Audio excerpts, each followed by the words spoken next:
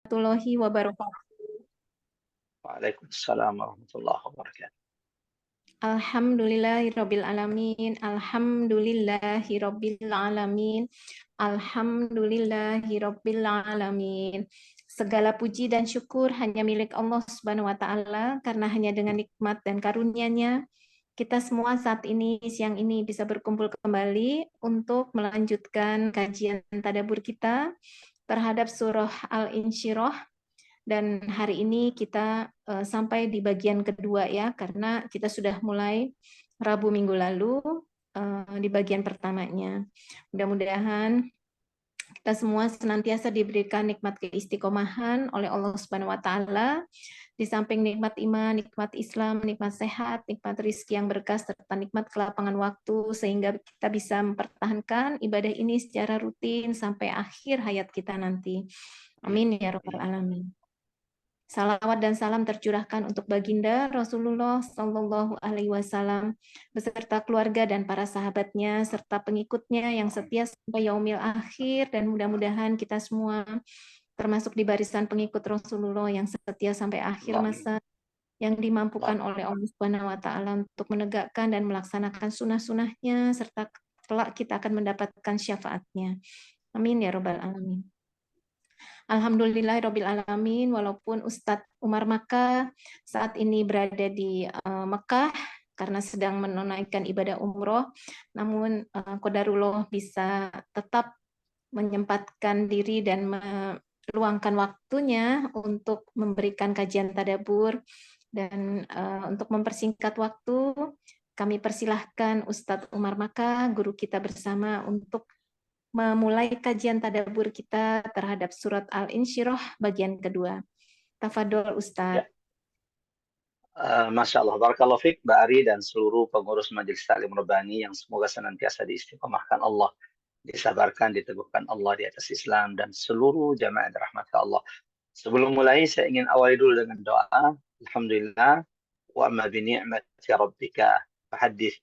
Adapun nikmat Tuhanmu, sampaikanlah bahwa tidak ada nikmat, tidak ada karunia yang kita rasakan saat ini kecuali innal hamda wan ni'mata laka wal mulk la syarika lah. Semua datang dari sisi Allah Subhanahu wa taala. Saat ini kami berada di Makkah Al-Mukarramah, di bumi yang pertama kali turunnya wahyu Al-Quran kepada baginda Nabi Sallallahu Alaihi Wasallam. Baru saja kami melaksanakan ibadah umroh, kira-kira jam 2 malam atau jam 2 waktu Makkah, kita baru selesai kelar melaksanakan ibadah umroh. Dan Alhamdulillah saat ini Allah pertemukan kita di majelis tadabbur Quran kita, merenungi, menyelami samudra hikmah, mutiara-mutiara ilmu dari keagungan ayat-ayat Allah Subhanahu wa taala. Saya ingin mulai dengan doa. Mudah-mudahan insya Allah doa ini ijabah oleh Allah Subhanahu wa taala, sebagaimana Nabi ketika ada sahabatnya yang umrah atau balik dari umrah, maka Nabi mengingatkan agar tidak melupakan mereka dengan doa-doanya. Ketika Umar Ibn Khattab radhiyallahu an hendak meninggalkan kota Madinah ke Mekah untuk berumrah, maka Nabi mengingatkan Umar, la tansana min salihi da'watik. Umar, jangan lupakan kami dari doa-doamu. Sebelum diminta, maka saya ingin berdoa, mudah-mudahan doa ini diijabah oleh Allah untuk setiap di antara kita. Allahumma ya Allah, inna nas'alu ridha. Allahumma ya Rahman, inna nas'aluka ridhaka wal jannah wa na'udzu bika min sakhatika wan nar. Allahumma ya Allah, karuniakan ridhamu kepada setiap di antara kami, dan kami berlindung dari kemurkaanmu ya Allah, sebagaimana kami berlindung kepadamu dari siksa neraka-Mu. Allahumma ya Allah, inna nas'aluka imanan la yartaj wa na'iman la yanfaj wa murafaqatar Rasul sallallahu alaihi wasallam. Ya Allah, karuniakan kepada setiap di antara kami iman yang tidak akan pernah berpaling. Karuniakan kepada kami nikmat yang tidak pernah terputus. Ya Allah, karuniakan kepada kami kesempatan membersamai kekasihmu Muhammad sallallahu alaihi wasallam di surga tertinggimu. Mudah-mudahan doa ini dijawab oleh Allah Subhanahu wa taala. Doa Amin. Ya, doa tadi merupakan salah satu doa favorit saya kalau kemudian tawaf. Memohon ridha Allah, berlindung dari kemurkaan dan neraka Allah. Yang kedua ada doa Abdullah bin Mas'ud agar senantiasa diberikan iman yang tidak akan pernah berpaling sampai ajal kematian itu datang. Yang kedua doa agar Allah karuniakan nikmat yang tidak pernah terputus di dunia dan di akhirat. Yang ketiga doa agar Allah rahmati karuniakan kita membersamai baginda Nabi sallallahu alaihi wasallam di jannah al-firdausil a'la. Allahumma amin, Allahumma amin ya rabbal alamin. Kita mulai jamaah rahmat Allah. Tadabbur Quran kita surah ke-12 sesuai urutan turunnya pada baginda Nabi sallallahu alaihi wasallam. Ustadz ada di hotel mana? Kami berada di hotel Darul Iman. Masih di kawasan Hotel Zamzam dan di belakang kita ini ada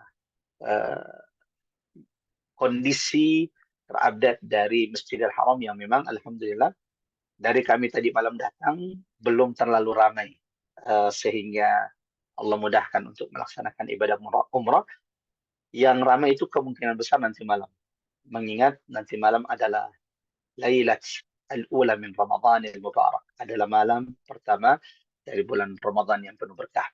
Kita mulai jamaah rahmat Allah tadabbur Quran kita. Semoga Allah mudahkan, Allah berikan kita taufik untuk bisa memetik ibrah, pelajaran, hidayah, petunjuk dari ayat-ayat Allah dalam surah Al-Insyirah. Bismillahirrahmanirrahim. Assalamualaikum warahmatullahi wabarakatuh. Alhamdulillah. Wabarakatuh.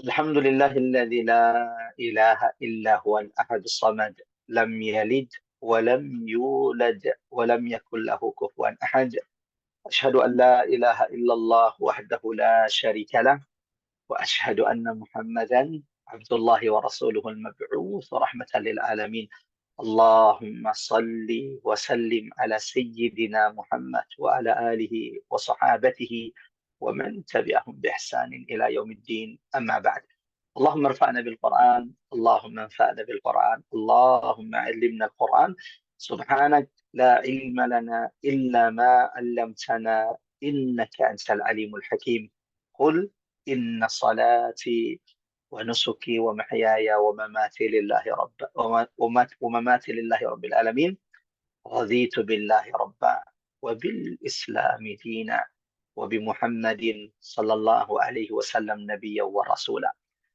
Ibu-ibu majelis taklim Rabbani yang semoga senantiasa dalam taufik, rahmat, penjagaan, perlindungan Allah Subhanahu wa taala. Allahu akbar. Masya Allah, la quwata illa billah. Yang akhirnya mempertemukan kita di majelis tadabbur Quran ini. Alhamdulillahnya karena dari pihak travel hari Rabu ini tidak ada agenda yang membuat kami sedih karena Selasa kemarin tidak bisa membersamai ibu-ibu Majelis Taklim Al-Marhamah dan untuk tadabbur surah-surah Al-Quran yang kita sudah sampai di juz 27 karena kemarin itu adalah hari keberangkatan kami dari kota Madinah Al-Munawwarah menuju kota Makkah Al-Mukarramah. Adapun hari ini hari Rabu Masya Allah 30 Sya'ban. Ini adalah hari terakhir dari bulan Sya'ban dan insya Allah malam ini atau nanti malam adalah malam pertama dari bulan Ramadan yang penuh berkah. Allahumma ya Allah, alikna Ramadan. Sampaikan kami di bulan Ramadan dan mampukan kami untuk kemudian bersyukur, memaksimalkan ibadah, ketaatan di bulan yang penuh berkah ini. Agar ketika Ramadan pergi jauh meninggalkan kita, dosa-dosa kita sudah diampuni oleh Allah Subhanahu wa taala. Seperti biasa jemaah rahmat Allah, sebelum kita mulai tadabbur surah Al-Insyirah. Surah Al-Insyirah ini adalah surah ke-12 yang diturunkan Allah kepada baginda Nabi Sallallahu Alaihi Wasallam. Sebagaimana yang sudah kita sampaikan di pertemuan sebelumnya, tadabbur surah Al-Insyirah atau surah Alam Nashrah atau surah Asy-Syarah yang artinya kelapangan. Ada 4 surah yang turun berurutan dan itu unik. karena sesuai dengan urutan waktu. Al-Lail yang berarti malam, kemudian Al-Fajr. Al-Lail adalah surah ke-9 yang diturunkan Allah kepada Nabi, dan surah ini menggambarkan kondisi, situasi, keadaan Nabi yang seperti kondisi malam yang gelap karena beratnya ujian Nabi saat itu. Ada Nabi yang sedang sholat di Ka'bah, di sisi Ka'bah, sujud, ruku di hadapan Tuhannya. Lalu tiba-tiba datang pembesar-pembesar Quraisy, Umayyah ibnu Khalaf, Abu Jahal dan lain-lainnya, meletakkan kotoran di pundak Nabi Sallallahu Alaihi Wasallam. Sampai sahabat yang melihat kejadian ini dan tidak sanggup berbuat apa-apa. Mengingat bahwa saat itu kaum muslimin jumlahnya amat sangat sedikit. Dan kalau mereka menolong, bisa jadi mereka malah yang akan dipukuli oleh Abu Jahal, oleh orang-orang kafir Quraisy. Maka yang bisa dilakukannya adalah segera berlari ke rumah Nabi Sallallahu Alaihi Wasallam. Allahu Akbar. Dari sisi Ka'bah, zaman Rasulullah, di mana rumah Nabi? Allahu Akbar. Rumah Nabi itu uh, bukan tempat lahirnya, karena kalau tempat lahir Nabi Sallallahu Alaihi Wasallam uh, yang saat ini menjadi perpustakaan di Mekah, yang saya maksud adalah rumah Khadijah radhiyallahu anha. Bagi jemaah yang sudah pernah umrah, kalau selesai sa'i dari Bukit Safa ke Bukit Marwah, Safa, Marwah, keluar dari Marwah, arah kiri di sana rumah Ibunda Khadijah bersama Rasulullah sallallahu alaihi wasallam. Sahabat yang melihat kejadian yang ada di samping Ka'bah segera berlari ke rumah Rasulullah, menyampaikan itu kepada Rasulullah Fatimah radhiyallahu anha. Lalu kemudian berlari Fatimah mendatangi ayahanda tercinta, memeluknya, menjaganya, melindunginya, mengambil kotoran-kotoran yang diletakkan orang-orang kafir Quraisy. Lalu kemudian Fatimah mendatangi orang-orang yang menyakiti ayahandanya. Setelah selesai sholat, apa yang dilakukan Nabi? Nabi hanya mengangkat tangannya. Allahumma, wahai engkau pemilik rumah ini. Allahumma, wahai engkau yang maha melihat.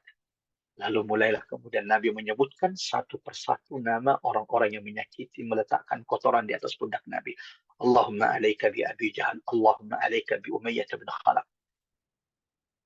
Orang Quraisy yang tadinya tertawa setelah mendengarkan nama mereka disebutkan satu persatu oleh Nabi, mulai ketakutan. Dan betul, seperti yang sudah kita sampaikan di surah Ad-Duha, Allah bersumpah, ma wadda'aka rabbuka wa ma qala.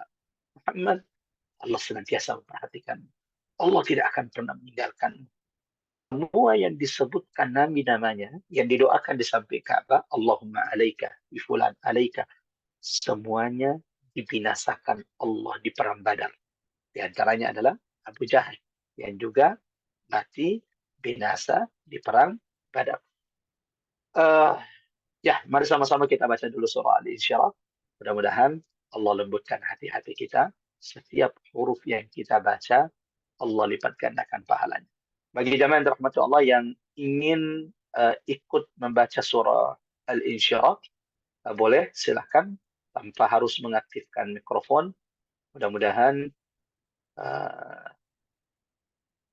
setiap huruf yang kita baca ini mendapatkan pahala terbaik dari sisi Allah Subhanahu wa Ta'ala. أعوذ بالله من الشيطان الرجيم بسم الله الرحمن الرحيم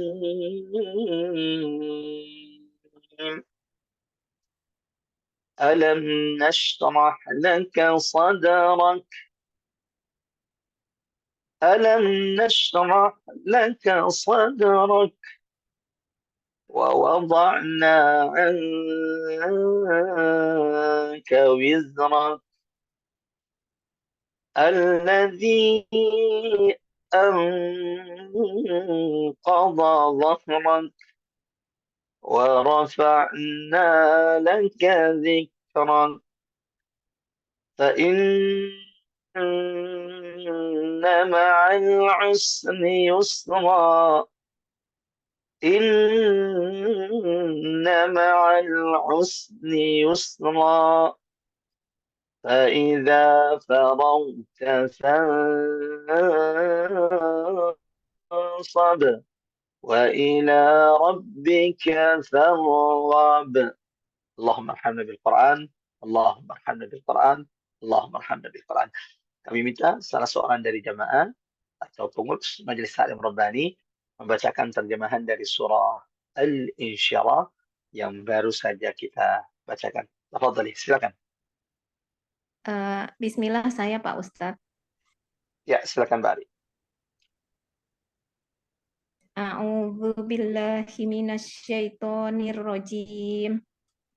Bismillahirrahmanirrahim. Bukankah kami telah melapangkan dadamu, Muhammad? Dan kami pun telah menurunkan bebanmu darimu, yang memberatkan punggungmu, dan kami tinggikan sebutan namamu bagimu. Maka sesungguhnya bersama kesulitan ada kemudahan. Allah.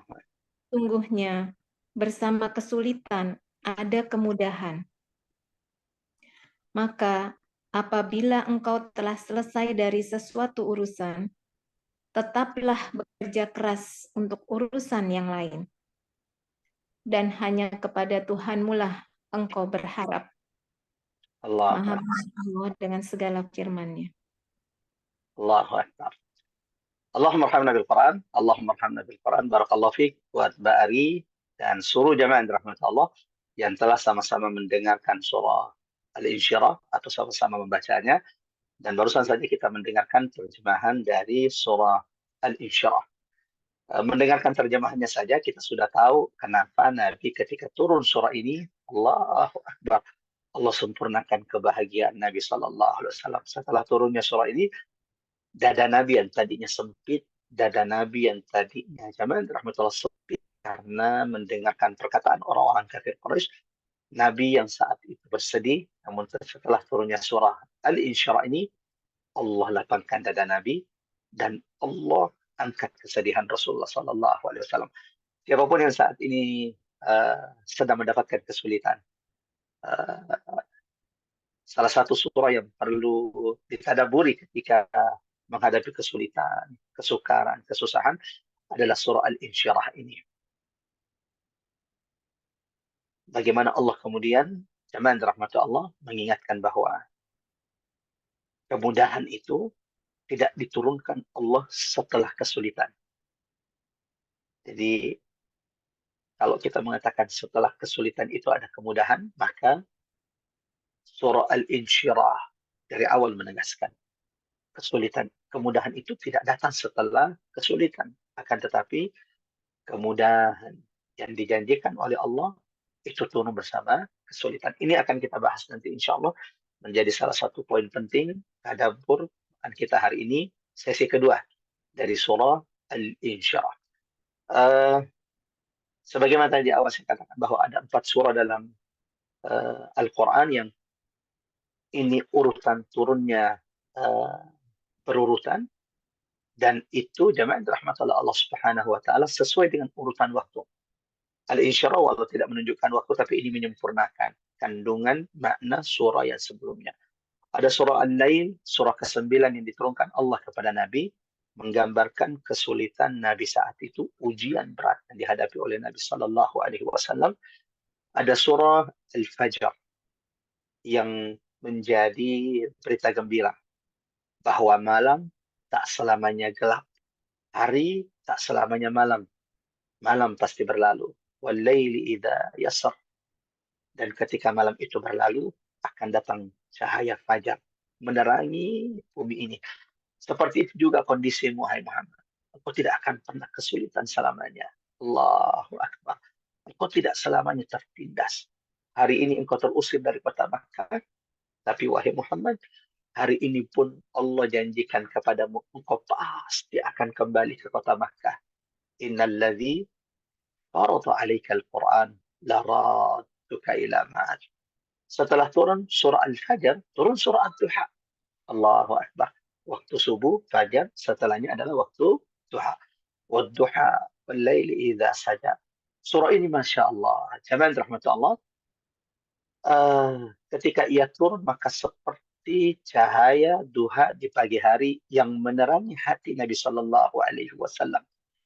Ini sudah kita bahas di pertemuan sebelumnya di Tadabbur Surat Duha tentang tiga hal yang dijanjikan Allah kepada Nabi.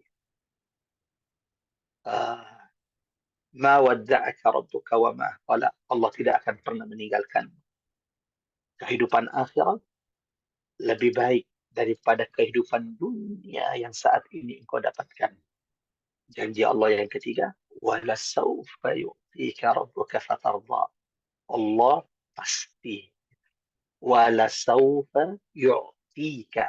Allah pasti akan memberi kepadamu nikmat karunia wahai Muhammad yang akan membuatmu ridha dengan nikmat tersebut.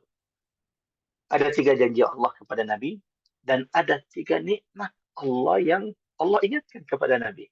Bahwa nikmat ini bukankah telah kami berikan kepada wahai Muhammad. Jangan bersedih.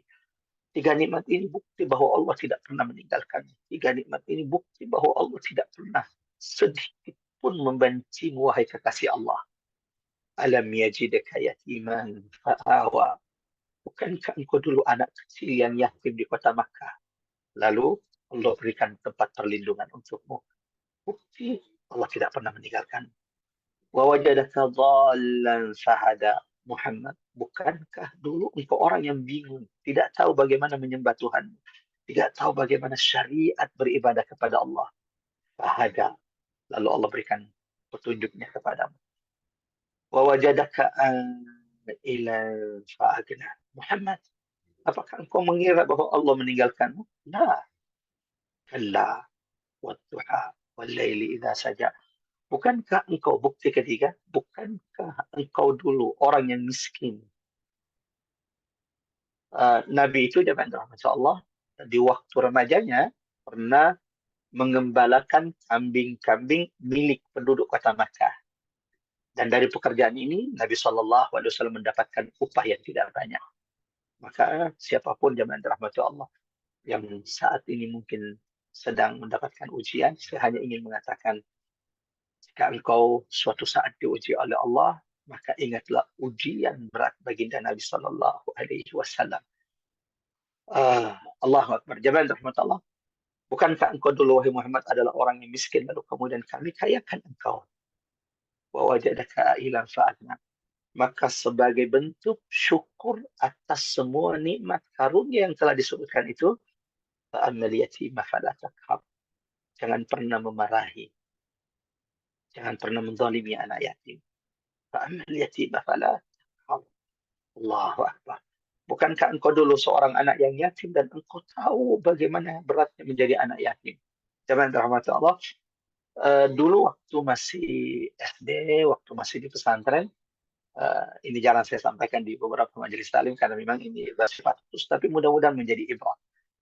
Nabi itu tahu betul, paham betul kondisi anak yatim dan bagaimana beratnya anak-anak yatim itu melalui hari-hari mereka. Ketika mereka sedih ingin mengadu, mereka tidak tahu kemana mereka harus mengadu. Allahu Akbar. Allah takdirkan kami al-fakir merasakan dan saya memuji Allah. Alhamdulillah. Bukan berarti saya bersyukur orang tua wafat ketika saya masih kecil, tapi saya bersyukur bahwa tidak ada takdir Allah yang salah bagi hambanya. Tapi saya pernah dulu waktu SD sampai kemudian di pesantren, setiap melihat ada anak santri yang dikunjungi oleh bapaknya di pesantren dipeluk, ada protes dalam diri. Ya Allah, aku tidak pernah merasakan itu. Kenapa engkau terlalu cepat mengambil ayah kami dari sisi kami? Ayahanda tercinta wafat ketika kami masih umur 2 tahun dan saya sendiri tidak tahu bagaimana bentuk wajah ayah karena memang dulu orang tua itu tidak ada fotonya. Jangan rahmatullah ikhwan aliman azanallahu wa iyyakum ajmain. Namun hari ini itu dulu waktu belum memahami betul bahwa tidak ada takdir Allah yang salah bagi hambanya. Hari ini malah bersyukur. Masya Allah. Allah memberikan tarbiyah. Allah berikan banyak ilmu, banyak hikmah di balik takdir-takdir Allah kepada kami. Nabi Shallallahu Alaihi Wasallam mengatakan, siapapun yang menyantuni, menyayangi, memperhatikan anak-anak yatim. Ana, kata Nabi, wa kafilul yatim. Dan yang menyayangi anak yatim, kahataini fil jannah. Sedekat ini nanti di surga. Ibu-ibu yang dirahmati Allah, jamaah yang dirahmati Allah, ikhwatan liman azanallahu ayyakum ajmain. Bagaimana kemudian Allah memberikan keberkahan kepada anak-anak yatim bagi orang-orang yang mampu untuk menyantuni mereka. Nabi SAW mengatakan, kalau ada orang yang keras hati, mendapati duanya hatinya itu keras, maka di antara amalan sebab Allah bisa melembutkan hati kita adalah sering-sering menyentuh kepala anak yatim atau mengusap kepala anak yatim. Wamsah ra'sal yatim. Itu akan melembutkan hati kita. Sebagai bentuk syukur atas nikmat yang begitu banyak, jangan pernah menzalimi, memarahi anak yatim. Wa ammassa'ila fala tanhar. Dan jangan pernah menolak orang-orang yang meminta kepadamu. Baik yang meminta harta, atau meminta nasihat, meminta petunjuk. Yang terakhir, wa amma bi ni'mati rabbika fahadits. Dan adapun nikmat Tuhanmu, sampaikan dan bicarakan wahai Muhammad. Jamaah rahmat Allah, ikhwatal iman azanallahu wa iyyakum ajmain. Setelah turun surah Duha yang tadi sudah kita dengarkan, ada 3 janji Allah kepada Nabi, ada 3 nikmat Allah bahwa Allah tidak pernah meninggalkan Nabi, dan ada 3 perintah Allah kepada baginda Rasulullah Sallallahu Alaihi Wasallam. Di surah Al-Insyirah ini, Masya Allah, turun setelah surah Ad-Duha. Al-Lail, Al-Fajr, Ad-Duha. Setelah itu surah ke-12, Al-Insyirah. Kenapa surah Al-Insyirah ini adalah surah ke-12? Karena memang surah Al-Insyirah atau Alam Nashrah ini, jamaah rahmat Allah, surah ini mencakup, mengandung nikmat karunia Allah yang menyempurnakan nikmat-nikmat yang disebutkan di surah Ad-Duha. Di pertemuan sebelumnya, di tadabbur bagian pertama surah Al-Insyirah, saya sempat menanyakan kepada jamaah yang dirahmati Allah, perbedaan nikmat yang ada di surah Ad-Duha dan nikmat yang ada di surah Al-Insyirah yang Allah karuniakan kepada kasihnya Muhammad Sallallahu Alaihi Wasallam. Perbedaannya adalah nikmat-nikmat yang disebutkan di surah Ad-Duha. Coba ingat, nikmat apa di surah Ad-Duha? Bukankah dulu engkau yatim, lalu Allah berikan perlindungan?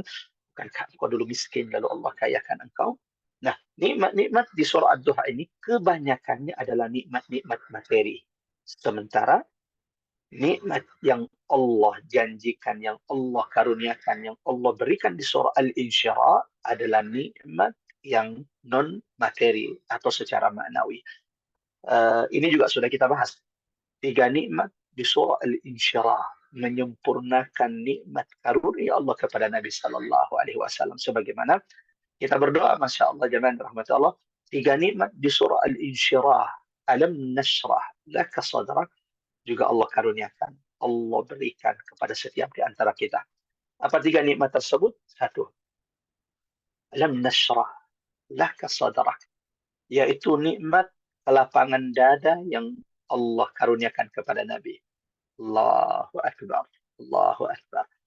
Tidak ada manusia di atas muka bumi ini yang Allah karuniakan kelapangan dada melebihi asyarah, kelapangan dada yang Allah berikan kepada Nabi Muhammad Sallallahu Alaihi Wasallam. Tanda bukti kalau Allah Subhanahu Wa Taala menginginkan kebaikan, menginginkan hidayah, menginginkan takwa, menginginkan petunjuk bagi seorang hamba, tandanya adalah Allah lapangkan dadanya untuk Islam. Ingin tahu, ibu-ibu Majelis Ta'lim Rabbani rahmat Allah, apakah Allah ingin atau sedang memberimu petunjuk atau tidak? Ibu-ibu Majelis Ta'lim Rabbani rahmat Allah, kalau ingin tahu tanda ciri kalau kita ini sedang dalam bimbingan hidayah petunjuk Allah, mudah saja. Perhatikan muhasabah, hitung-hitung dirimu. Apakah engkau merasa lapang? Apakah engkau kemudian dilapangkan dadamu untuk Islam? Sebagaimana Allah firmankan dalam Quran, surah Al-An'am, surah ke-6 ayat 125. فَمَنْ يُرِدِ اللَّهُ,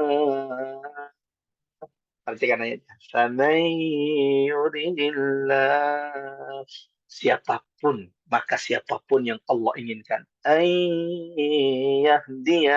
siapapun yang Allah inginkan hidayah baginya, apa ciri-cirinya? يشرح صدره للإسلام.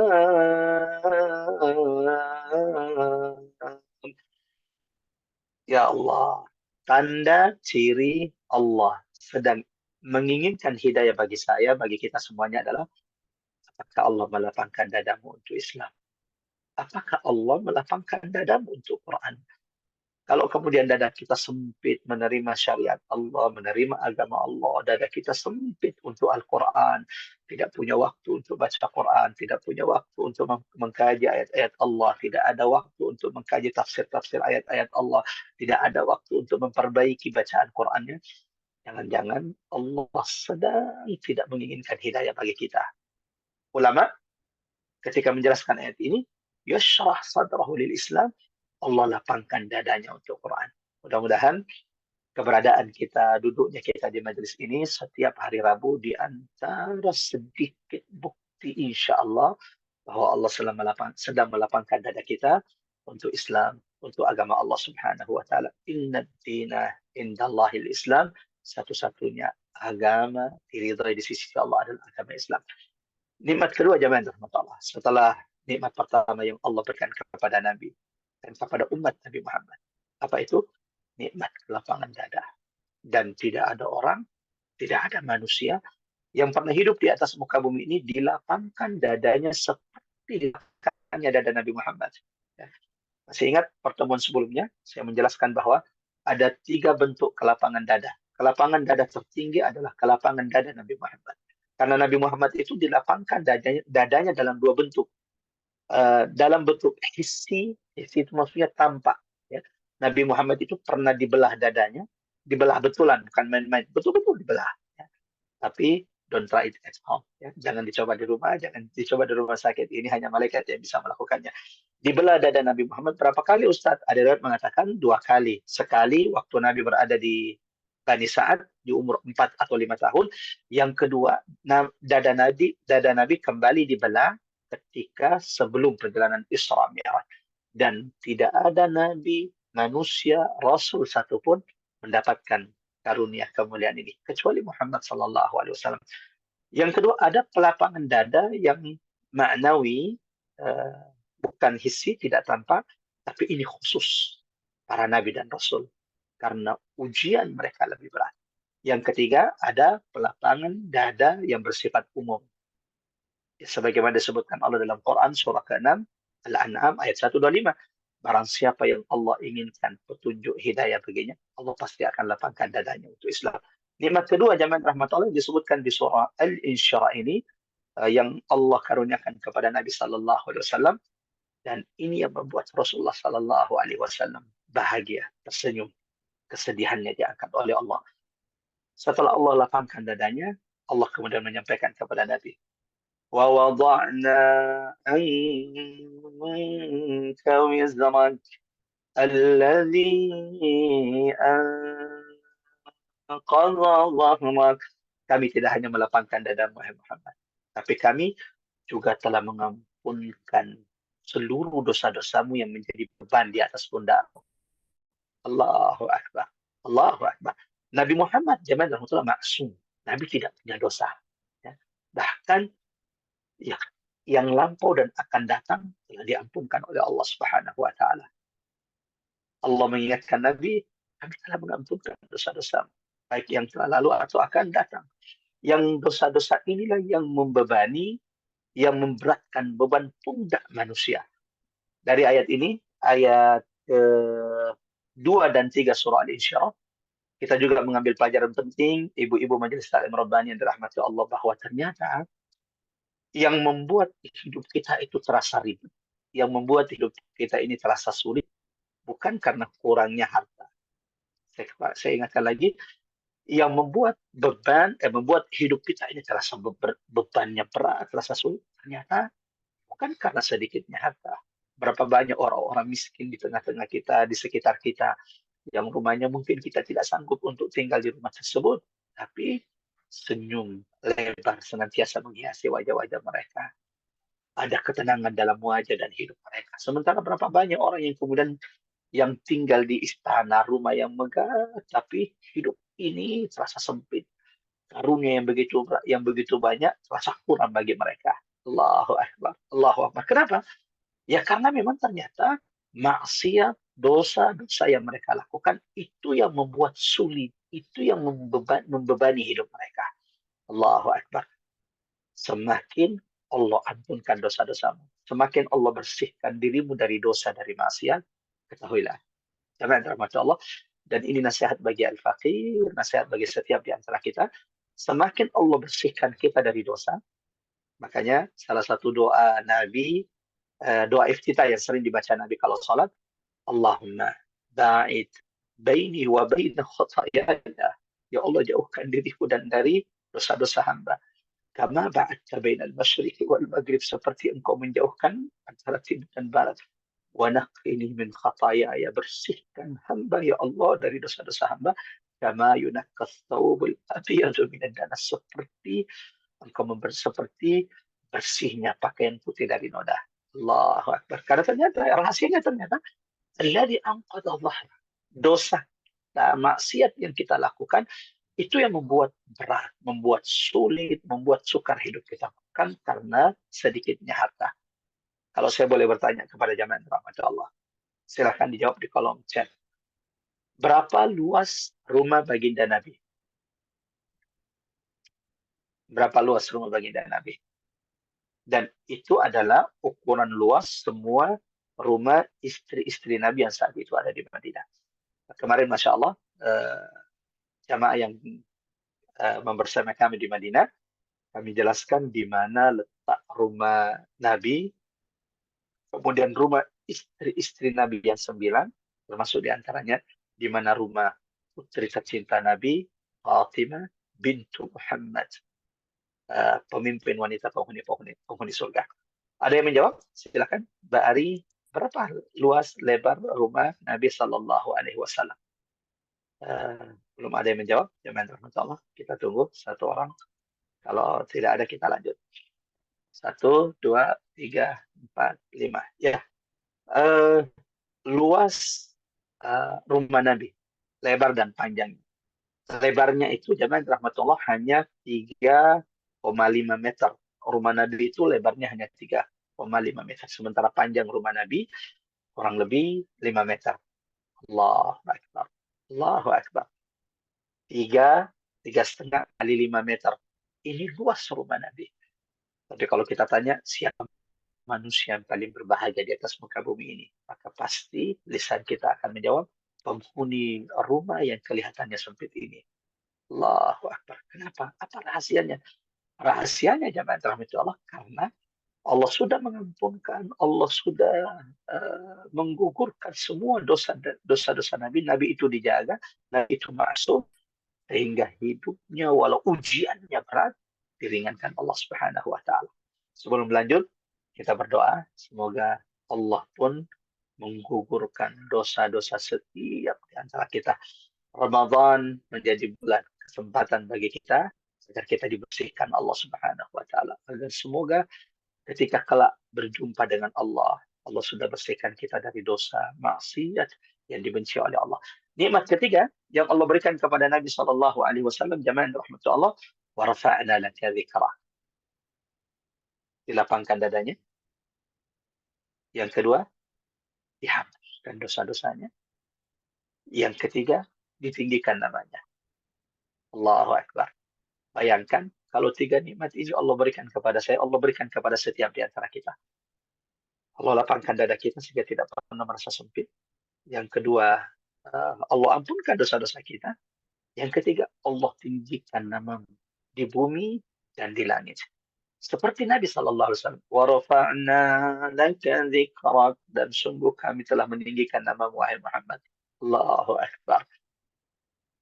Nama Nabi Muhammad senantiasa menggema di semesta alam. Karena Masya Allah, adzan itu tidak pernah terputus di atas muka bumi ini. Di sini baru saja selesai adzan, kemudian ada adzan di belahan bumi Allah yang lainnya. Sehingga setiap saat alam semesta ini bergema nama baginda Nabi. Asyhadu anna Muhammadar Rasulullah. Allahu Akbar. Allahu Akbar. Nama yang paling banyak digunakan di atas muka bumi ini adalah nama Nabi Muhammad Sallallahu Alaihi Wasallam. Hampir di setiap negara Muslim atau ada Muslimnya di sana, ya, di antara nama yang paling banyak mereka gunakan adalah nama Muhammad Sallallahu Alaihi Wasallam. Jemaah rahmat Allah. Setelah Allah menyampaikan kepada Nabi tiga nikmatnya di surah Al-Insyirah, lapangan dada, dihapuskannya dosa-dosa Nabi. Yang ketiga, ditinggikannya nama Nabi. Di mana? Di dunia dan di akhirat. Bukan cuma di dunia, ya. Yang alam semesta senantiasa digemakan nama Nabi. Nama yang paling banyak digunakan. Seluruh makhluk itu bersalawat kepada Allah. Seluruh makhluk itu bersalawat menyebut nama Nabi Sallallahu Alaihi Wasallam. Allah dan malaikatnya senantiasa bersalawat kepada Nabi. Inna Allah wa malaikatahu yusalluna ala nabi ya ayyuhalladzina amanu sallu alaihi wa sallimu taslima. Lagi-lagi jemaah Allah, seperti surah Ad-Duha. Setelah Allah ingatkan karunia-karunia yang Allah berikan kepada Nabi, maka Allah ingatkan tiga hal kepada Nabi. Fa'ammal yatima fala taqhar wa ammas sa'ila fala. Jangan pernah memarahi anak yatim, jangan pernah menolak orang-orang yang datang meminta, dan nikmat Tuhanmu sampaikanlah. Maka di surah jemaah rahmatullah, di surah Al-Insyirah juga sama. Di surah Al-Insyirah juga sama. Setelah Allah menyampaikan tiga nikmat karunia yang begitu besar kepada Nabi, maka Allah tutup surah Al-Insyirah ini juga dengan mengingatkan Nabi akan tiga hal. Jadi setelah Allah ingatkan tiga nikmat, tiga karunia kepada Nabi yang begitu besar, maka di akhir surah Al-Insyirah atau surah Al-Nashrah ini, Allah juga mengingatkan, menegaskan kepada Nabi tiga hal. Satu, فَإِنَّ مَعَ الْعُسْرِ يُسْرًا إِنَّ مَعَ الْعُسْرِ يُسْرًا. Allahu Akbar. Yang paham bahasa Arab, jemaah rahmatullah, atau pernah belajar bahasa Arab, di dua ayat ini, ayat kelima dan keenam, Allah menyebutkan huruf penegasan, yaitu huruf inna. Fa inna ma'al usri yusra. Maka sesungguhnya bersama, sebagian di antara kita sering menerjemahkan ayat ini, sesungguhnya setelah kesulitan itu ada kemudahan. Kita perlu luruskan.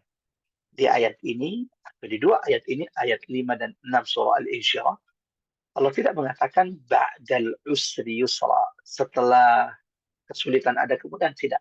Tapi Allah menyebutkan kata ma'a, kalimat ma'a. Fa inna ma'al usri yusra. Inna ma'al usri yusra.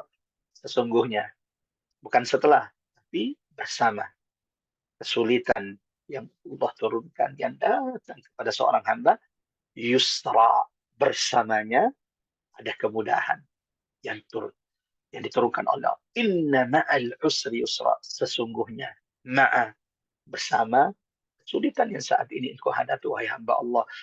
Perhatikan, lihat, ada banyak kemudahan yang Allah turunkan. Bukan setelahnya, tetapi bersamanya. Imam Sa'di, Allahu Akbar. Imam As-Sa'di ini salah satu ulama yang terkenal dengan tadabburnya, jamaah rahmati Allah Subhanahu wa taala. Beliau ketika menafsirkan ayat ini, ayat kelima dan ayat keenam surah Al-Insyirah, kata Imam As-Sa'di rahimahullah, ayat ini adalah berita gembira bagi orang-orang yang beriman. Allahu Akbar. Allahu Akbar. Siapapun yang membaca ayat ini, mentadabburi, merenungi ayat 5 dan 6 surah Al-Insyirah, maka kata Imam As-Sa'di rahimahullah dalam tafsirnya, ayat ini adalah busyra, berita gembira, bahwa tidak ada kesulitan, kesukaran yang datang kepada seseorang kecuali ada kemudahan yang diturunkan Allah membersamai kesulitan tersebut. Allahu Akbar. Sayangnya, jamaah yang dirahmati Allah, biasanya kita kalau mendapatkan ujian, kalau kita mendapatkan kesulitan, lemahnya iman kita, sedikitnya ilmu kita, menyempitkan pandangan kita sehingga hanya fokus kepada kesulitan yang datang kepada kita, tidak menyadari bahwa ternyata Masya Allah, ketika Allah turunkan kesulitan tersebut, ada banyak kemudahan-kemudahan yang Allah berikan kepada kita, cuman kita hanya fokus melihat kesulitan, tidak menyadari bahwa ternyata Masya Allah, bersama kesulitan tersebut, ada banyak kemudahan-kemudahan yang Allah turunkan bersamanya. Allahu Akbar. Allahu Akbar. Salah satu bukti bahwa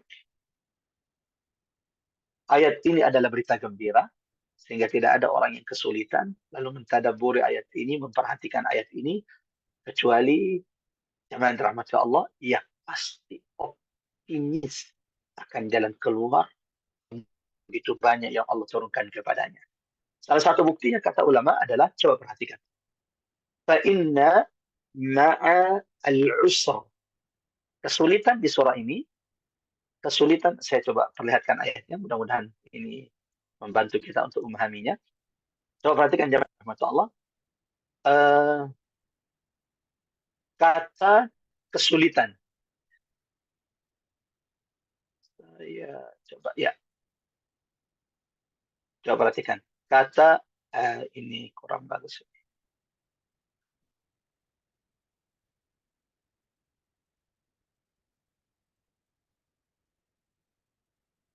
Ya, sebentar. Ya, jemaah rahmat Allah, coba perhatikan. Kesulitan itu apa bahasa Arabnya? Disebut dengan apa di sini? Al-usr. Fa inna ma'al usri, kesulitan itu, jemaah rahmat Allah, di ayat ini menggunakan alif lam. Mudah-mudahan udah lihat ya. Kesulitan itu bahasa Arabnya al-usru, dan ini ada alif lamnya. Kesulitan. Sementara kemudahan itu yang disebutkan Allah di ayat ini tidak menggunakan alif lam.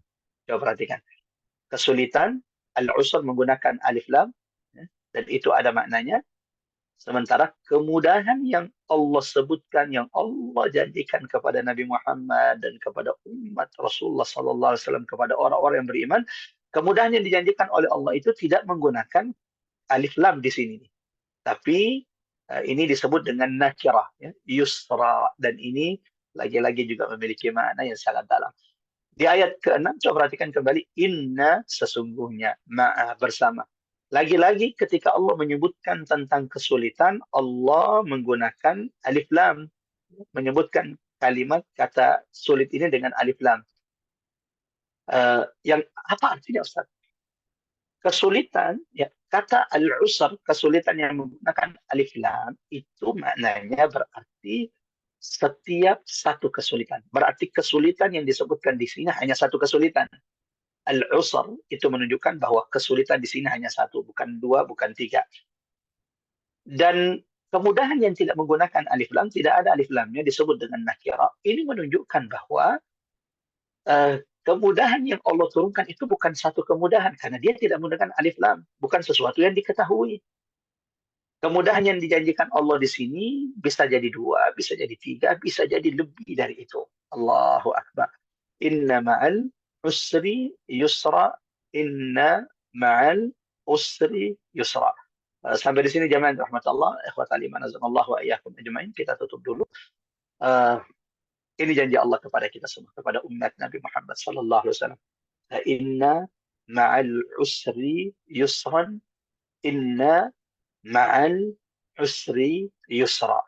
Ini menunjukkan bahwa Allahu Akbar, setiap satu kesulitan, setiap satu kesulitan yang datang kepada saya, datang kepada kita semuanya, ternyata kemudahan yang Allah turunkan selamanya, bukan setelahnya, tetapi bersama kesulitan, bersama satu kesulitan tersebut, bukan satu kemudahan yang Allah karuniakan kepada kita. Allahu Akbar. Ada berapa kemudahan?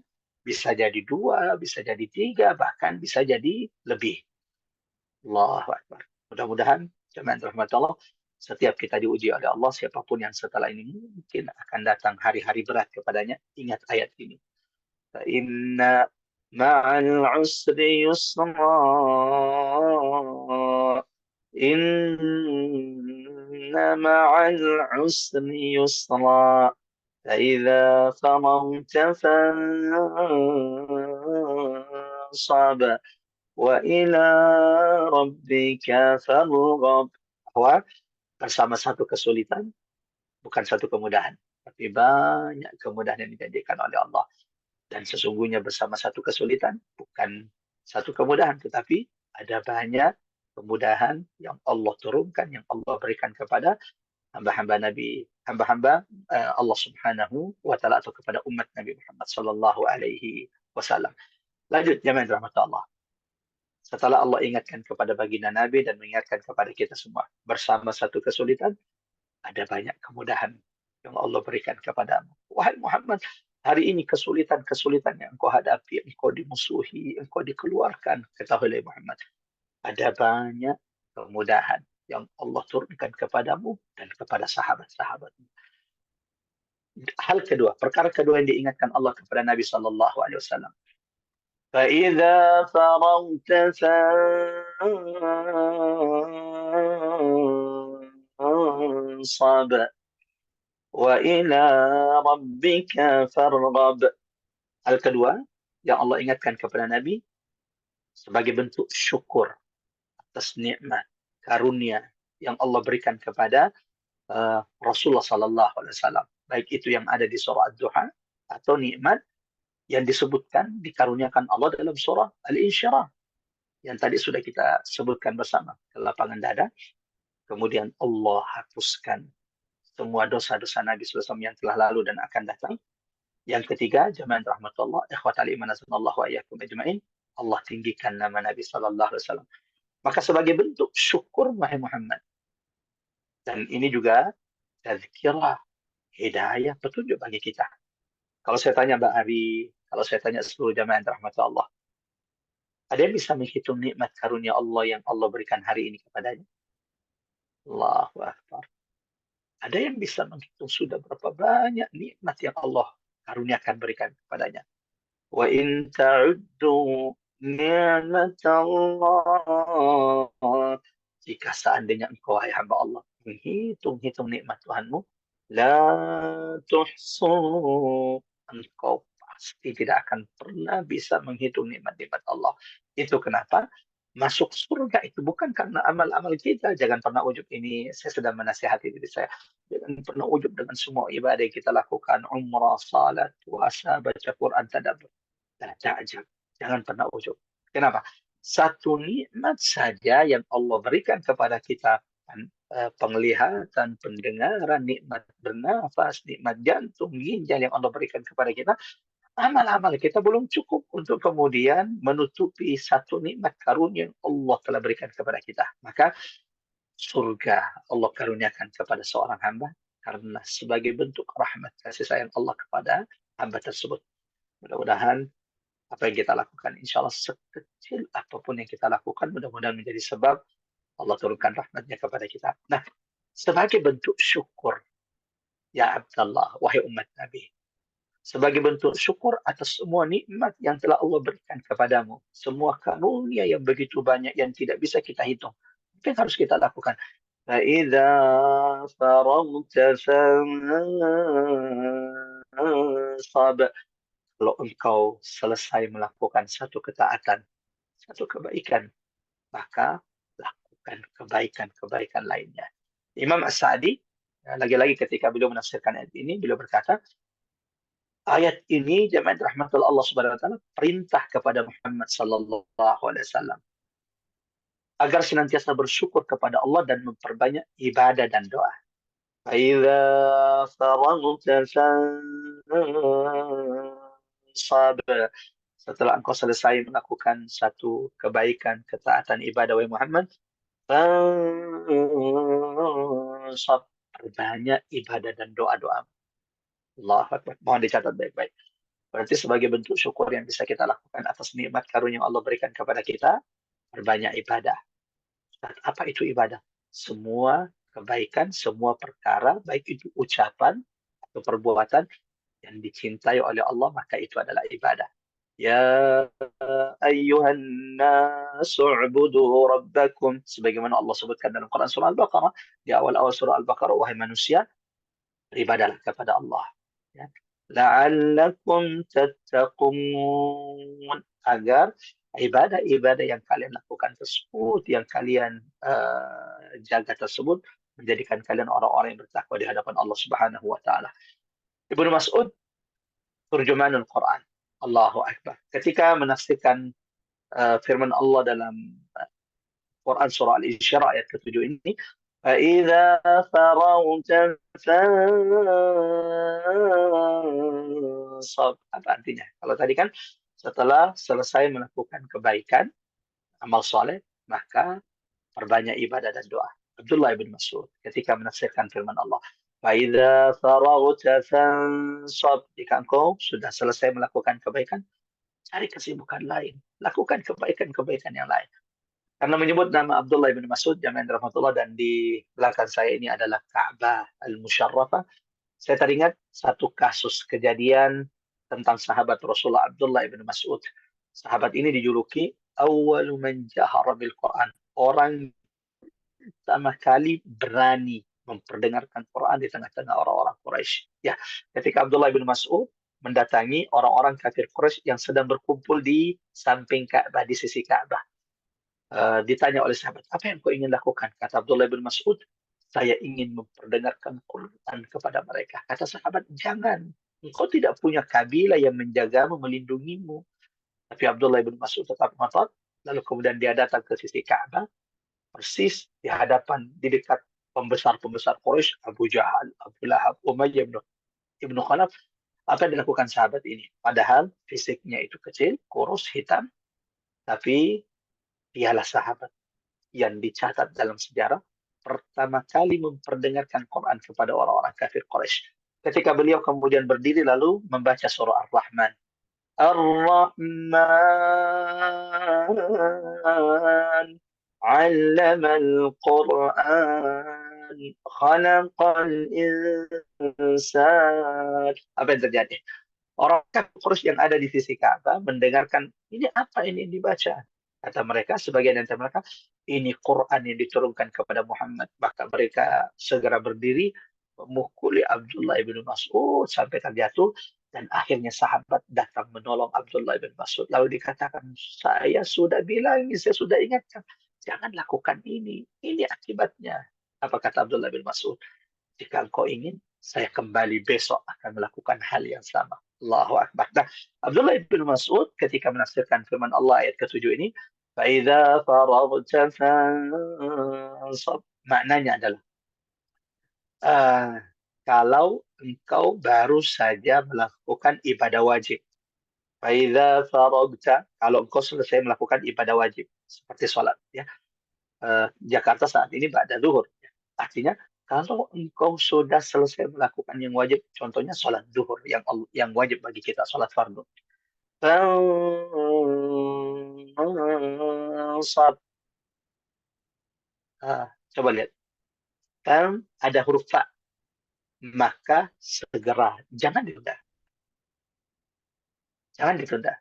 Maka setelah turunnya surah ini, siapapun yang membaca sirah nabawiyah, sejarah hidup semerbak wangi baginda Nabi Sallallahu Alaihi Wasallam, maka Nabi itu tidak pernah mengundur-mundur kebaikan. Karena itu perintah Allah. Fa'idha faragta, kalau engkau sudah melakukan yang wajib, yang fardu. Ya. Setelah engkau melakukan sholat 5 waktu yang wajib, fansab, ingat, lihat kata fa. Ya. Segera. Fansab, segera. Lakukan, perbanyak ibadah-ibadah sunnah lainnya seperti qiyamul lail. Allahu Akbar. Jadi Abdullah bin Mas'ud maknai ayat ini, Fa'idha farokta, kalau baru selesai melakukan yang wajib, jangan merasa cukup. Aduh, sudah. Akhirnya kemudian berleha-leha. Fa'idha farokta. Umurmu singkat, wahai manusia. Umurmu sangat singkat di dunia ini. Lam yalbasu. Sebagaimana Allah sebutkan dalam surah Al-Mutaffifin. Lam yalbasu fiha. Manusia itu tidak hidup di dunia ini kecuali ashiyatan aw duhaha. Ibarat perumpamaan umur manusia di dunia ini hanya seperti waktu duha. Allahu Akbar. Waktu duha panjang atau tidak? Singkat sekali. Dari matahari itu naik segenggama, eh, naik seukuran tombak, lalu kemudian sampai sebelum tergelincir matahari. Ternyata Masya Allah, umur kita di dunia sesingkat itu. Au ashiyatan au duhaha. Atau seperti waktu itu waktu asyi, mulai dari ba'da zuhur sampai setelah tergelincirnya matahari, sampai sebelum terbenamnya matahari. Maka jika engkau sudah faham, Allah, bahwa begitu singkat umur kita di dunia ini, faidza farakta, kalau engkau selesai melakukan yang wajib, fansab, jangan tunggu lama-lama. Segera engkau lakukan yang sunnah-sunnah yang dicintai, disukai oleh Allah Subhanahu wa taala, seperti kalau selesai melakukan sholat wajib, maka setelah itu perbanyak zikir, perbanyak doa. Lalu setelah itu lakukan sholat-sholat sunnah nawafil. Kan seperti itu. Kalau kita selesai sholat wajib, apa yang kita lakukan? Setelah sholat wajib, kita langsung berzikir biasanya. Astagfirullah, astagfirullah. Idza faragta fansab. Setelah kita berbanyak zikir, apa yang kita lakukan? Sholat sunnah. Sehingga Nabi Muhammad SAW mengatakan, barang siapa yang menjaga 10 rakaat sholat sunnah selain sholat yang wajib, Anallahu lahu qasran fil jannah. Allah akan membangunkan baginya istana di surga Allah Subhanahu wa taala. Itu Abdullah bin Mas'ud. Abdullah bin Abbas radhiyallahu anhu ketika menafsirkan ayat ini, "Faidza faragta fansab." Apa kata Abdullah bin Abbas? Jika engkau telah selesai melaksanakan kewajiban salat, fansab, maka berdoalah kepada Allah, berharap kepada Allah, dan berlelah-lelahlah hanya kepada Allah. Jadi berdoalah jika engkau selesai melaksanakan sholat, kata Abdullah bin Abbas, faidza faragta, jika engkau selesai melakukan sholat, maka segera berdoa kepada Allah, berharap hanya kepada Allah, dan kata Abdullah bin Abbas, berlelah-lelahlah, bercapek-capeklah hanya karena Allah Subhanahu wa taala. Mudah-mudahan seperti yang kita amalkan saat ini. Ibu-ibu Majelis Taklim Rabbani, Masya Allah, setelah sholat zuhur, 12.30 itu kan sangat mepet betul dengan waktu sholat zuhur ya. Setelah sholat zuhur, setelah engkau melakukan kewajiban sholat 5 waktu, berbanyak zikir, berbanyak doa, permohonan kepada Allah. Dan saya yakin itu sudah dilakukan oleh ibu-ibu Majelis Taklim Rabbani. Kemudian, berlelah-lelahlah. Allahu Akbar. Setelah sholat, wajib, lalu kemudian melakukan yang sunnah, zikir, berlelah-lelah di jalan Allah. Duduk, mau mendengarkan ayat-ayat Allah dikaji, ayat-ayat Allah ditadabburi. Mudah-mudahan ini menjadi sebab Allah turunkan rahmat kepada kita semuanya. Faidza faragta fansab. Allahu Akbar. Ayat ini bukti bahwa Islam itu membenci sifat pemalas. Islam itu membenci orang yang malas. Islam itu tidak mengajarkan kita bermalas-malas. Faidza faragta, kalau engkau baru saja selesai dari satu pekerjaan, fansab, maka segera, jangan diundur-undur, lakukan yang lain. Abdullah bin Mas'ud, Abdullah bin Abbas mengatakan, kalau selesai melakukan yang wajib, lakukan lagi yang sunnah. Abdullah bin Abbas mengatakan, kalau engkau selesai sholat, contohnya, maka berdoalah, memohon kepada Allah. Setelah itu, keluarlah di atas muka bumi Allah. Berlelah-lelahlah karena Allah Subhanahu wa taala. Karena setiap lelah yang kita lakukan di jalan Allah, inilah yang akan mendatangkan nasr, pertolongan, rahmat Allah kepada kita semuanya. Penutup jamaah rahmat Allah, sebelum kita ayat terakhir, wa ila rabbika farghab, fa idza faragta fansab. Islam itu membenci orang yang malas. Fa idza faragta fansab. Islam tidak pernah mengajarkan kita untuk bermalas-malas.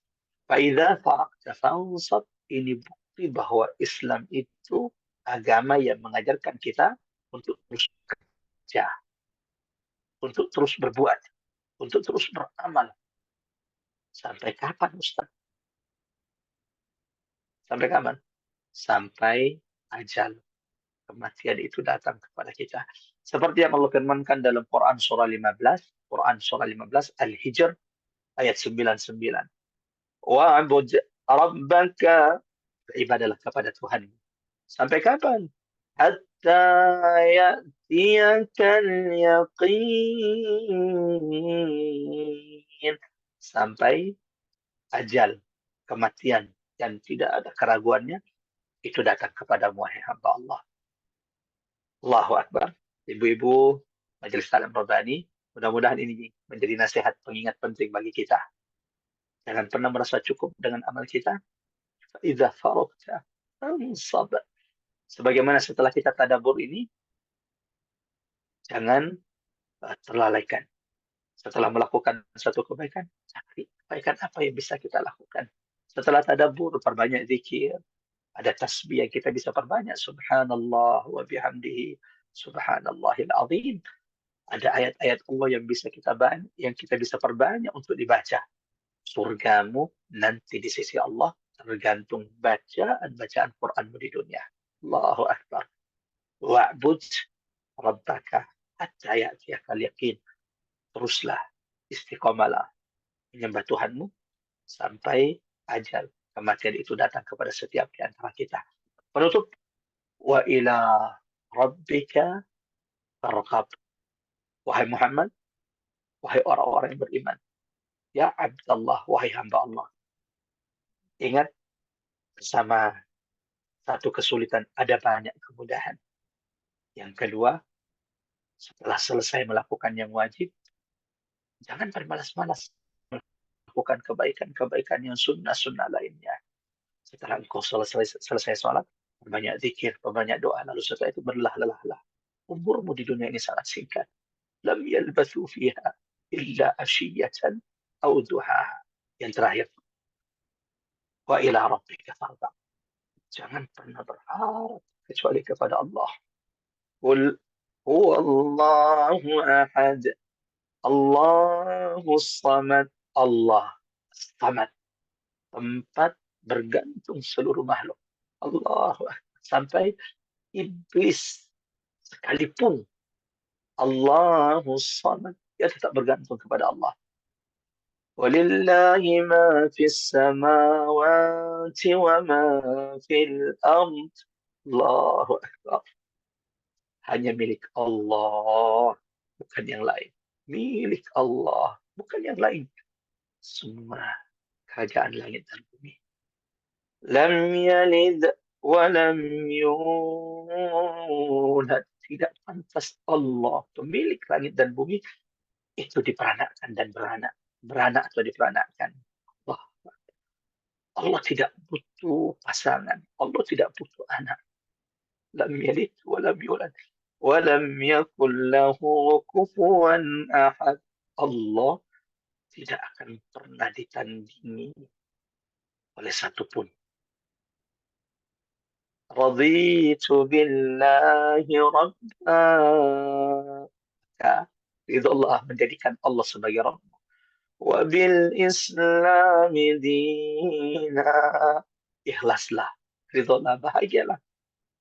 Menjadikan Islam itu adalah agama pegangan hidupmu. Wa bi Muhammadin sallallahu alaihi wasallam nabiyyan wa rasula. Ridhalah, berbahagialah wahai jamaah yang dirahmati Allah, menjadikan Muhammad ibni Abdullah nabi dan rasul teladan kita. Wa ila rabbika farghab. Allahu Akbar. Jangan banyak berharap kepada makhluk. Kita ini sering sakit hati karena memang sering menggantungkan harapan kita kepada makhluk. Menggantungkan harapan kita di tengah kesulitan kita kepada teman. Lalu tiba-tiba teman itu tidak datang membantu kita. Hati kita kemudian menyempit. Dada kita menyempit, sakit hati kepada teman. Ketika kita kesulitan, kemudian mengharap pertolongan dari kerabat, dari orang-orang terdekat kita, ternyata mereka tidak datang. Lagi-lagi hati kita menjadi sedih. Maka supaya Allah lapangkan dadamu, wa ila rabbik farghab. Jangan pernah berharap kecuali hanya kepada Allah Subhanahu wa taala. Wa ila rabbika farghab. Wa ma min dabbatin fil ard. Tidak ada satupun makhluk Allah di bumi dan di langit.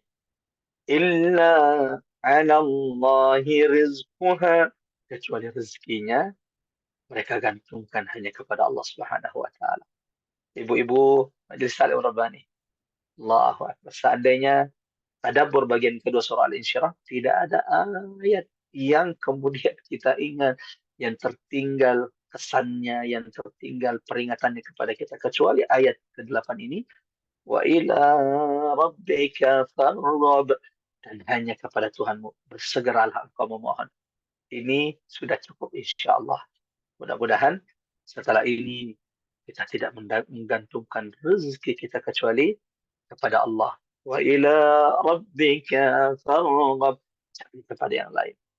Mudah-mudahan setelah tadabbur ini kita tidak akan pernah minta kecukupan kecuali hanya kepada Allah. Wa ila rabbika farghab. Setelah tadabbur surah Al-Isra ini, agar Allah lapangkan dadamu. Jangan pernah mengharap perlindungan kecuali hanya perlindungan yang datang kepada Allah Subhanahu wa taala. Setelah tadabbur surah Al-Isra ini, mudah-mudahan kita tidak mengharap keteguhan kecuali hanya kepada Allah. Allahumma ya muqallibal qulub. Wahai Allah, pemilik Ka'bah yang maha kuasa membolak-balikkan hati kami. Teguhkan setiap di antara kami di atas Islam, di atas iman, di atas kalimat al-ikhlas, la ilaha illallah. Sebagai penutup jamaah rahmatullah, Ustaz Kail dari tadi sebagai penutup. Enggak, ini betul-betul penutup insya Allah. Ada satu zikir yang siapapun sering membaca zikir ini, Allah akan cukupkan hamba tersebut dengan Allah.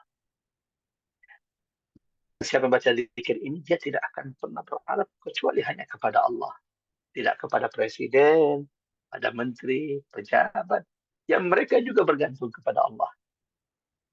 Zikir ini pernah dibaca oleh Nabi Ibrahim. Khalilur Rahman, bapak para nabi dan rasul. Kapan Nabi Ibrahim membaca doa ini? Ketika ia dilemparkan ke dalam api neraka ketika ia dilemparkan ke dalam api yang menyala-nyala yang dibuat oleh Namrud. Ketika Nabi Ibrahim dilemparkan ke dalam api, ia membaca zikir ini.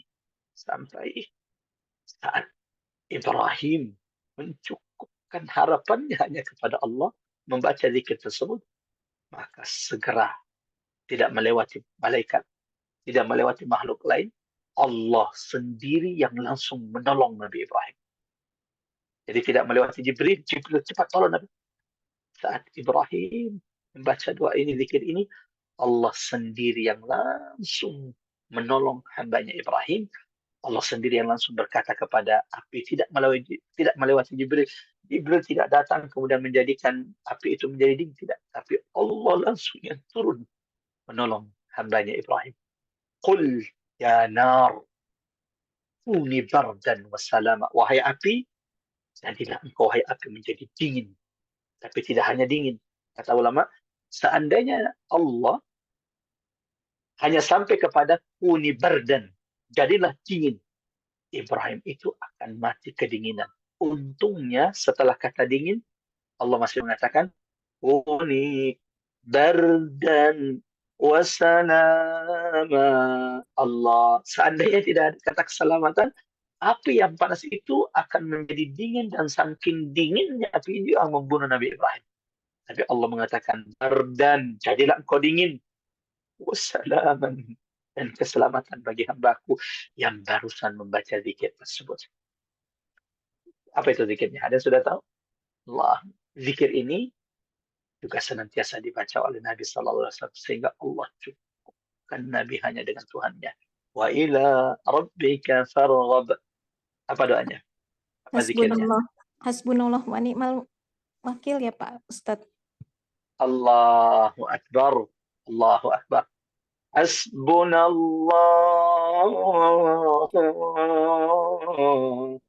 wa ni'mal wakil. Allah, tidak yang lain. Hasbunallah. Aku hanya cukup kepada Allah. Aku hanya mengharap Allah. Aku hanya ingin Allah, bukan yang lain. Ketika Nabi Ibrahim membaca doa ini, hasbunallah, bukan Nabi Ibrahim tidak menunggu Jibril. Nabi Ibrahim tidak berharap kepada Jibril. Hasbunallah.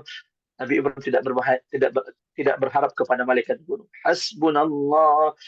Nabi Ibrahim hanya ingin Tuhan yang langsung menolongnya. Hasbunallah. Ibu-ibu majelis berbani. Perbanyak zikir ini di bulan Ramadan. Hasbunallah. Hanya cukuplah Allah. Kita tidak mengharapkan yang lain. Wa ni'mal wakil. Jadi wakil bagi setiap di antara kita. Ni'mal maula wa ni'mal nasir. Semoga adalah bersikap kita ini bermanfaat. Allahu Akbar. Dan apa yang Allah karuniakan kepada Nabi di surah Al-Insyirah ini, Allah juga karuniakan kepada setiap di antara kita. Allahumma amin. Allahumma amin. Allahumma amin ya rabbal alamin. Kita tutup dulu majelis ini. Jamaah yang dirahmati Allah. Setelah itu kita serahkan ke MC atau kepada host kita. Kalau ada sesi tanya jawab, insya Allah. Kita sama-sama baca surah Al-Asr. Mudah-mudahan ini menjadi wasiat setiap di antara kita. A'udzubillahi minasyaitonirrajim. Mohon diaktifkan mikrofonnya dan sama-sama kita baca surah ini. Bismillahirrahmanirrahim. Bismillahirrahmanirrahim. Wal 'asr. Wal asr Innal insana lafi khusr illa alladhina amanu wa 'amilus shalihat tawasaw bil haqqi tawasaw bis sabr. Kita tutup dengan doa kafatul majelis. Subhanakallah wa bihamdik, asyhadu an la ilaha illa anta, astaghfiruka wa atubu ilaik. Kita tutup juga dengan doa agar Allah dan kita hanya dengannya. Hasbunallah wa ni'mal wakil. Ni'mal maula wa ni'mal nasir. Allahumma amin, Allahumma amin, Allahumma amin. Silakan, Mbak Ari. Terima kasih Pak Ustadz. Silahkan ibu-ibu, apakah ada yang ingin bertanya? Saya mau bertanya ya, Bu Ari. Silahkan Bu Andi, tafadholi. Ustadz, maaf saya sebetulnya tidak lengkap mengikuti kajiannya karena sudah 2 kali tidak hadir. Tapi saya ingin bertanya tentang itu Ustadz. Mungkin bisa diulang sedikit apa yang disebut dengan nikmat yang materi dan non materi. Itu kalau panjang mungkin tidak usah, nanti saya melihat rekamannya Ustadz yang sebelumnya. Ya. Tapi yang saya pertanyaan laginya ini Ustadz kan 3 nikmat yang Allah berikan kepada Rasul itu termasuk kepada umatnya ya Ustadz kan? Betul, betul. Nah, kelapangan dada, mengampuni semua dosa, kemudian ditinggikan namanya. Nah, yang kelapangan dada ini untuk alam nasro ini apakah ini sebetulnya surat favorit saya karena saya sering dibaca di dalam sholat ya Ustadz. Jadi sebetulnya kapan lagi gitu dibaca kalau saya lagi resah atau lagi saya bacanya yang surat Toha itu Ustadz, yang Robis Rohli itu bedanya apa ya maknanya Toha 25 itu? Itu pertanyaan jadi dua ya, non materi dengan yang tentang ini lapang dada. Terima kasih Ustadz. Ya, barakallahu fiik. Masya Allah. Mudah-mudahan jawabannya menjadi penguat bagi yang sudah mendengarkannya sebelumnya. Ya, Ad-Duha Al-Insyirah ini turun berdekatan. Bahkan Al-Insyirah turun setelah Duha. Kenapa?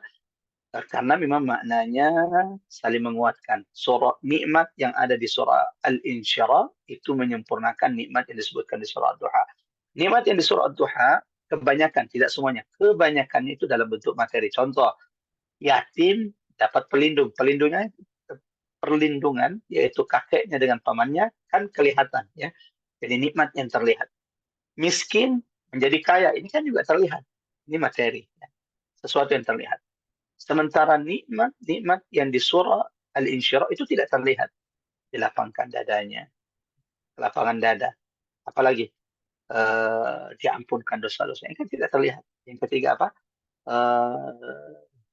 wa rafa'na laka dzikra, ditinggikan namanya oleh Allah Subhanahu wa taala. Ini non materi, tetapi jamaah rahmatullah, inilah yang menyempurnakan yang di surah Al-Insyirah ini, menyempurnakan nikmat-nikmat yang disebutkan di dalam surah Az-Zuha. Tentang kelapangan dada, jamaah rahmatullah. Allahu Akbar. Ya, banyak ulama yang menganjurkan kalau dalam keadaan sedih baca Quran, jelas ya. Baca Quran itu Rabiul Quran itu adalah Rabiul Qulub. Eh, Quran itu adalah penyejuk hati. Setiap ayat dalam Quran, setiap surah dalam Quran itu penyejuk hati. Namun di antara yang dianjurkan ulama adalah surah Al-Insyirah, karena memang maksudnya jangan cuma sekedar dibaca, tetapi lihat kandungan makna san surah ini dan apa yang Allah janjikan di dalamnya. Makanya orang yang tadi mendengarkan, Masya Allah, coba tadi kita dengarkan ya, Inna ma'al usri yusra. Jangan bersedih dengan kesulitan yang kau hadapi, karena perhatikan baik-baik, renungi coba. Coba engkau cek, coba engkau perhatikan. Dalam kesulitan yang kau hadapi saat ini, bersamanya ada banyak kebaikan. Anakmu yang tiba-tiba lulus, suamimu yang tadinya jarang sholat, tiba-tiba mulai kemudian mendapatkan hidayah. Ada banyak kebaikan sama satu kesulitan ini. فَإِذَا فَرَغْتَ فَانْصَبْ وَإِلَى رَبِّكَ فَارْغَب. Jangan bersedih, jangan merenung, lakukan kebaikan. فَإِذَا فَرَغْتَ فَانْصَبْ وَإِلَى رَبِّكَ, dan hanyalah berharap kepada Allah. Maka Masya Allah, siapapun memang yang mentadaburi surah Al-Insyirah ini, baik itu mendapati musibah, masalah yang berat, Allah akan lapangkan dadanya, mengingat makna yang sangat menguatkan, memotivasi, menyejukkan yang ada di surah Al-Insyirah ini. Kapan lagi kita kemudian bisa membaca surah ini? Jamaah yang dirahmati Allah, ketika mendapatkan kesulitan atau ketika sedih, boleh baca surah ini. Dan semua ayat-ayat di dalam Al-Quran. Apa bedanya dengan Rabbi syrah li sadri? Sebenarnya, jamaah yang dirahmati Allah, ini juga sudah kita sampaikan. Kelapangan dada itu kan ada 3. Ada yang secara khusus, ada kelapangan dada secara hissi, tampak, dan itu hanya milik Nabi. Ada kelapangan dada secara maknawi khusus, ini milik para nabi dan rasul, di antaranya Nabi Musa. Ada kelapangan dada yang bersifat umum yang Allah berikan kepada setiap yang beriman. Nah, Nabi Musa yang di surah Thaha tadi, Rabbi syrah li sadri wa yassir li amri wahlul 'uqdatam min lisani. Tidak ada nabi yang diutus oleh Allah kecuali pasti dilapangkan dadanya, dan itu bekal utama dalam dakwah. Mohon maaf, kalau ada pengurus majelis taklim tapi sempit dadanya, tidak lapang dadanya, yakinlah tidak lama dia akan keluar dari pengurus majelis taklim. Ya, karena dakwah itu penuh dengan ujian. Kalau ia tidak lapang dada, berat dalam berdakwah. Maka Nabi Musa jadi doa Rabbi syrah li sadri itu adalah kapan dikatakan Musa alaihissalam? Ketika pertama kali diangkat menjadi nabi di Tur Sina. Maka ketika ia diangkat nabi oleh Allah, yang pertama kali diminta Nabi Musa agar Allah lapangkan dadanya. Kenapa? Setelah ini ujian, kesulitan akan banyak, bekal penting utama adalah kelapangan dada. Seperti itu kira-kira. Wallahu a'lam bissawab. Silakan. Ada lagi? Terima kasih Pak Ustadz, terima kasih Bu Ani atas pertanyaannya. Menyambung pertanyaan Ibu Ani ini Pak, sambil menunggu jamaah lain yang ingin bertanya, mungkin nanti tadi 3 nikmat yang diingatkan Allah di surat Al-Insyirah ini kan yang sifatnya non materi ini, tadi Ustadz katakan berlaku juga untuk kita ya. Ya. Nah, tapi yang ketiga ini yang kami tinggikan sebutan namamu itu sepertinya kok menurut apa namanya? Nggak tahu, ini persepsi saya mungkin salah. Ya. Sepertinya ini hanya untuk Rasul ya Pak Ustadz, atau bagaimana? Allahu Akbar. Allahu Akbar. Pernah dengar kisah Uwais Al-Qarni? Pernah mendengar kisah Uwais Al-Qarni? Belum, Seorang Ustaz. yatim. Belum Pak, gimana Belum. itu? Uwais Al-Qarni. Tidak ada yang kenal. Tidak ada yang kenal. Tapi dari kampung kecil di Yaman. Tapi orang ini dikenal baik oleh Nabi. Namanya, keluarganya, kebiasaannya, ciri fisiknya.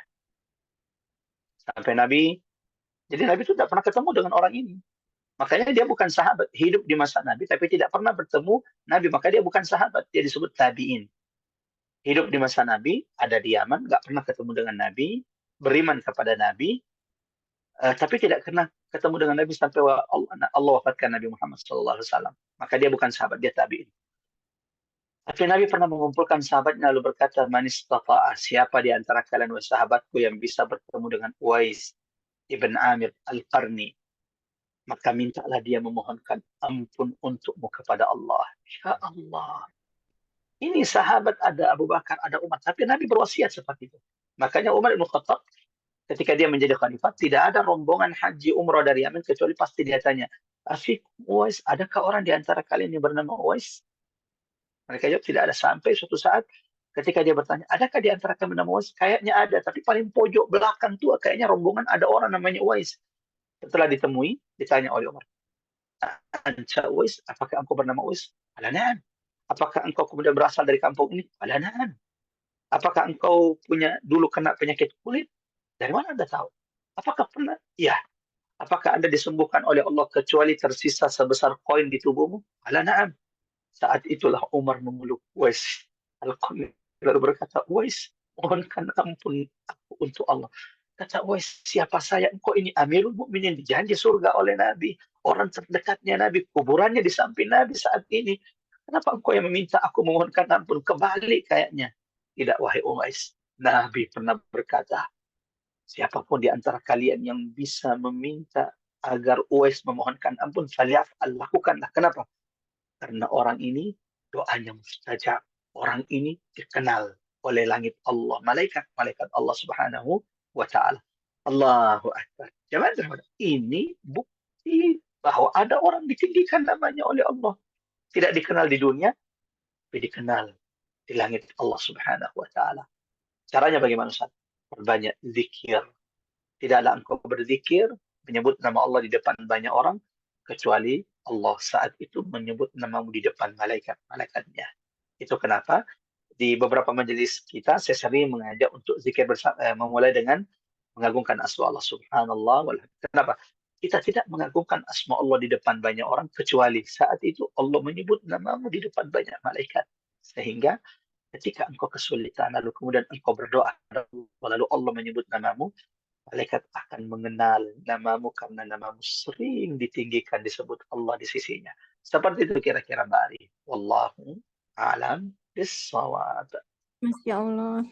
Jadi ingat cerita Nabi Yunus ya Pak Ustadz yang zikir di perut Betul. Ya.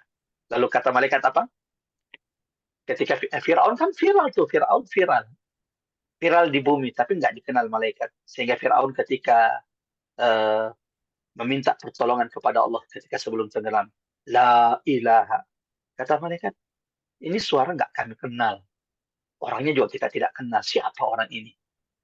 Padahal ini Fir'aun yang tenggelam, tapi tidak dikenal oleh malaikat Allah. Beda dengan Nabi Yunus. Di dalam perut ikan, di dasar lautan, di tengah malam, ketika dia membaca tasbih, la ilaha illa ant, subhanak, inni kuntu minal zalimin. Apa kata malaikat? Sautul ma'ruf. Ada orang yang minta tolong. Kami tahu, kami kenal suara ini. Sering kami dengar suara ini. Min abdin ma'ruf. Ini orangnya kami kenal. Ini pasti suaranya Yunus ibn Matta. Tapi kami malaikat Allah tidak tahu di mana saat ini sedang berada. Dia sedang minta tolong. Ya Allah, tidakkah engkau ingin menolong hamba-Mu? Saat itu Allah menurunkan pertolongannya kepada Yunus. Falaula annahu kana minal musabbihin. Seandainya dia Yunus tidak sering-sering bertasbih kepada Allah dulu, waktu dia sehat, waktu dia lapang, hari ini dia tidak akan ditolong oleh Allah, bahkan akan terus berada di perut ikan sampai hari kiamat. Allahu Akbar. Sekali lagi, mudah-mudahan 3 nikmat di surah Al-Insyirah ini Allah karuniakan kepada kita semuanya. Amin. Ya Rabbal Amin ya rabbal alamin. Kalau sudah tidak ada, saya mohon izin karena sepertinya juga masih Tanya lagi, sedikit oleng. Ibu. Ada yang bertanya? Ini terakhir pertanyaan mungkin. Kalau tidak ada, kita tutup dengan doa ya Pak Ustadz. Ya. Menyambut dan mudah-mudahan kita semua diberikan nikmat sehat, nikmat kelapangan waktu, dan nikmat keistiqomahan sehingga bisa beribadah secara optimal, secara maksimal di bulan Ramadan. Amin. Amin. Ya, kita mulai dengan istighfar kali. Astaghfirullahaladzim, astaghfirullahaladzim, astaghfirullahaladzim, alladzi la ilaha illa huwal hayyul qayyum wa atubu ilaih. Allahumma ya Rahman, ya Rahim, Allahumma la tada fi maqamina hadha dhanban illa ghafart, wa la maridan illa shafait, wa la dhallan illa hadait, wa la hajatan min hawaij dunya illa yassartaha ya arhamar rahimin. Ya Allah Tuhan kami, wahai Rabb, pemilik rumahnya, pemilik Ka'bah yang dimuliakan, yang ditinggikan. Ya Allah, jangan biarkan kami menutup majelis kami, pertemuan kami, tadabbur kami di setiap hari Rabu hari ini. Kecuali ya Allah, Kau telah membersihkan kami dari dosa-dosa kami.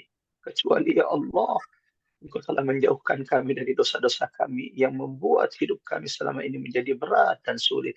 Ya Allah, jangan biarkan kami menutup majelis ini kecuali siapapun yang sakit di antara jamaah majelis taklim Rabbani, kecuali Engkau telah angkat sakit mereka, ya Allah, agar mereka bisa memperbanyak ibadah di bulan Ramadan yang penuh berkah, yang penuh rahmat ini, ya Rahman, ya Rahim. Allahumma ya Allah, siapapun di antara kami yang punya hajat, punya keinginan, jangan biarkan kami, ya Allah, meninggalkan majlis ini kecuali Engkau telah memudahkan hajat-hajat urusan mereka. Allahumma barik lana fi Rajab wa Sya'ban wa ballighna Ramadan wa ballighna Ramadan wa ballighna Ramadan. Ya Allah, wahai Tuhan kami, nanti malam adalah malam pertama bulan Ramadan. Sampaikan kami, Allah, di bulan Ramadan. Mampukan kami memperbanyak ketaatan amal saleh di bulan yang penuh berkah ini. Hasbunallah, hasbunallah, hasbunallah wa ni'mal wakil, ni'mal maula wa ni'mal nasir. Ya Allah, cukup Engkau bagi penolong bagi kami, ya Allah. Ya Allah, hasbunallah, cukup Engkau yang mencukupkan rezeki kepada kami. Hasbunallah, ya Allah, kami tidak mengharap yang lain. Kami hanya mengharapkan pertolongan, rezeki, karunia, kelapangan dari diri-Mu, ya Allah. Dari kemuliaan-Mu, ya Allah. Dari kedermawan-Mu, ya Rahman, ya Rahim. ربنا لا تزغ قلوبنا بعد إذ هديتنا وهب لنا من لدنك رحمة إنك أنت الوهاب. ربنا اغفر لنا ولوالدينا وارحمهما كما ربونا صغارا. ربنا آتنا في الدنيا حسنة وفي الآخرة حسنة وقنا عذاب النار. وصلى اللهم على محمد وعلى آل محمد والحمد لله رب العالمين. السلام عليكم ورحمة الله وبركاته. Waalaikumsalam. Terima kasih Ustaz, jazakallahu Terima kasih khair. Pak Ustadz. Kalau